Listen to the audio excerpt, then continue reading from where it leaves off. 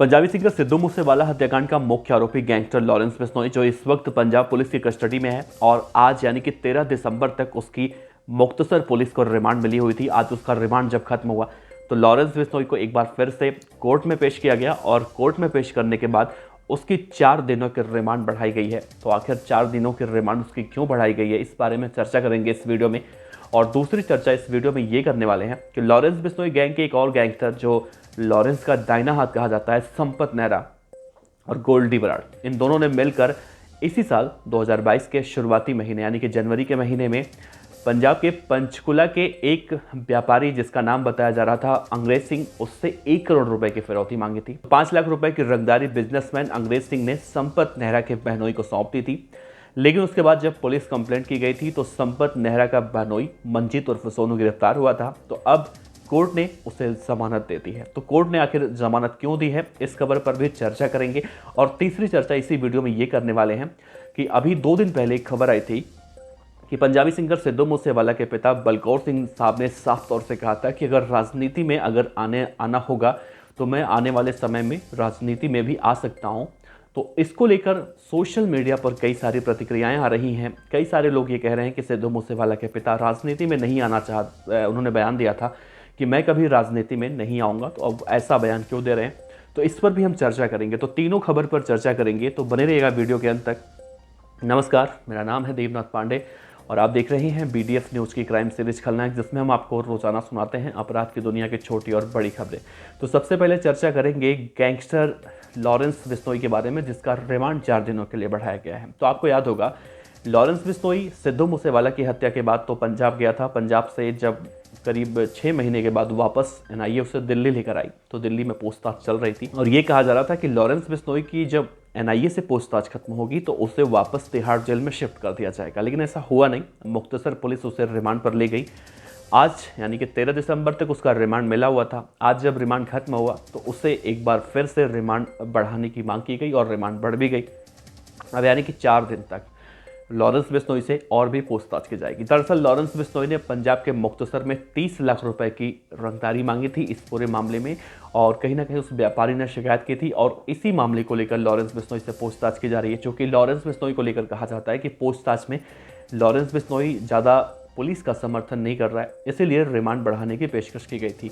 तो लॉरेंस बिश्नोई के बारे में की छोटी सी अपडेट है कि वो अब 4 दिनों की रिमांड पर और रहेगा। इसके बाद तय होगा कि वो तिहाड़ आएगा या फिर पंजाब के किसी जेल में उसे शिफ्ट कर दिया जाएगा।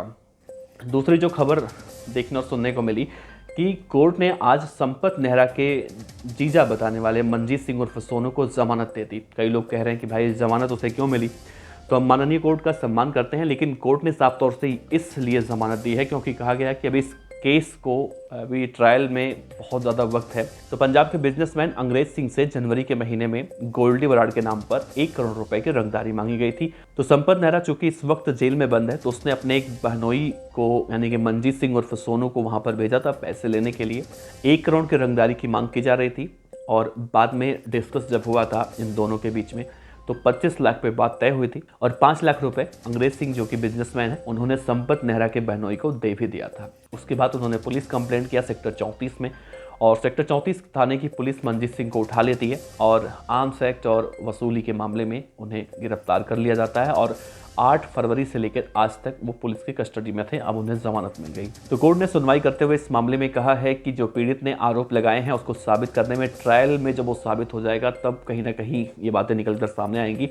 तो अभी फिलहाल इसमें बहुत ज़्यादा वक्त है। चूँकि इस केस में पुलिस ने 22 गवाह बनाए हैं तो 22 गवाहों में से अभी तक किसी की गवाही भी नहीं हुई है और इनमें कहीं ना कहीं जो ट्रायल चलना है उसमें अभी बहुत ज़्यादा समय है और इसीलिए उसे जमानत मिल गई है। और साथ ही कोर्ट ने यह भी कहा है कि आरोपी मंजीत सिंह को हफ्ते के पहले सोमवार को थाने में जाकर, जो संबंधित थाना है वहाँ पर जाकर उसे अपनी हाजिरी लगानी होगी और जब तक ये केस का ट्रायल खत्म नहीं हो जाता तब तक उसे ऐसा करना होगा। तो इस पूरे मामले में गैंगस्टर संपत नेहरा के बहनोई मंजीत सिंह को बहुत बड़ी राहत मिली है, ऐसा कहा जा सकता है। फिलहाल अभी इस पूरे मामले में काफ़ी ज़्यादा वक्त है, लेकिन देखा जाए संपत नेहरा के बारे में कहा जाता है कि संपत नेहरा और गोल्डी बराड़ ने मिलकर ही इस व्यापारी से 1 करोड़ की रंगदारी मांगी थी और संपत नेहरा वही गैंगस्टर है जो लॉरेंस बिश्नोई का काफ़ी करीबी कहा जाता है और इसी ने सलमान खान को मारने के लिए रेकी की थी मुंबई में और उस वक्त सलमान खान को मारने के लिए भी गया था, लेकिन सलमान खान की सुरक्षा बहुत ज़्यादा टाइट थी, इसलिए सलमान खान की उस समय ये हत्या नहीं कर पाया था। सलमान खान को मारने के लिए गया था लेकिन। और फिलहाल संपत नेहरा आज के मौजूदा वक्त में दिल्ली के जेल में बंद है, तिहाड़ जेल में, और वहीं से बैठकर अपने गैंग को लॉरेंस बिश्नोई की तरह ऑपरेट किया करता है। तो तीसरी चर्चा इस खबर में हम ये करने वाले हैं कि पंजाबी सिंगर सिद्धू मूसेवाला के पिता बलकौर सिंह साहब का एक बयान आया था, और जिसमें उन्होंने कहा था कि आने वाले समय में अगर पॉलिटिक्स में भी जाना हो तो वो सोच सकते हैं, क्योंकि नेता तो कोई भी बन सकता है। तो कई सारे लोग इस खबर को फेक न्यूज़ भी कह रहे थे। कई लोग ये कह रहे थे कि भाई मूसेवाला के पिताजी ने उस वक्त कहा था कि मैं कभी पॉलिटिक्स में नहीं जाऊँगा, नेता नहीं बनूँगा। तो अलग अलग तरह की राय लोग अपना दे रहे हैं। तो भैया सबका राय तो कहीं ना कहीं ठीक है, सबकी राय अपनी अपनी जगह है। तो सिद्धू मूसेवाला के पिता भी अगर पॉलिटिक्स में जाना चाहते हैं तो कोई क्राइम तो नहीं है, उनका अपना विचार है, हर आदमी स्वतंत्र है, वो कहीं भी जा सकते हैं। और जिस तरह से वो सिद्धू मूसेवाला को इंसाफ दिलाने के लिए लड़ाई लड़ रहे हैं, हो सकता है कि उन्हें यकीन ना हो कि आने वाले समय में उनके बेटे को इंसाफ मिले, तो ही वो ऐसा करने की सोच रहे हो।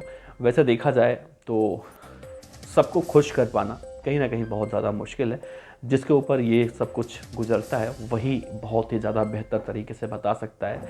तो इसमें अगर देखा जाए तो कोई क्राइम नहीं है। अगर वो नेता बनना भी चाहते हैं तो इसमें कोई गलत नहीं है कि सिद्धू मूसेवाला के पिता आखिर नेता क्यों बनना चाहते हैं।